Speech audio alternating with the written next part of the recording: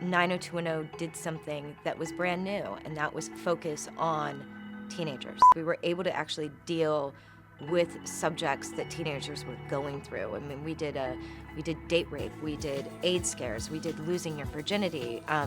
We did so many actual topics that teenagers were going through.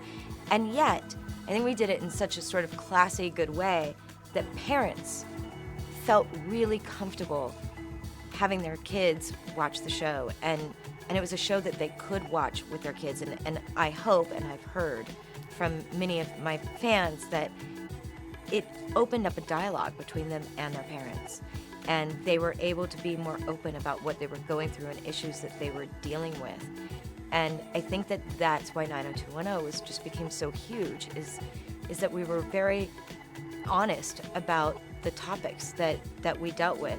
I identified with Brenda Walsh in the beginning of 90210 because she was a fish out of water. And she was coming from Minnesota into this very luxurious lifestyle of Beverly Hills and everything that went with it, and the girls with the nose jobs and the BMWs and that whole thing. And she was not that. She was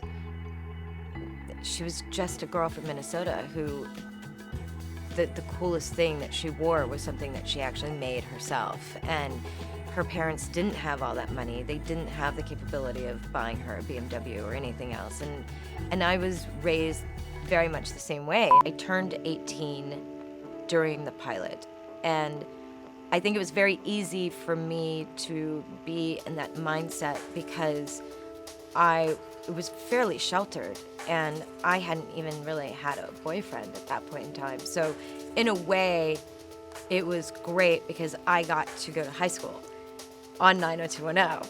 During 90210, I definitely felt a lot of pressure, and I think my way to deal with the pressure was to go out and have a great time.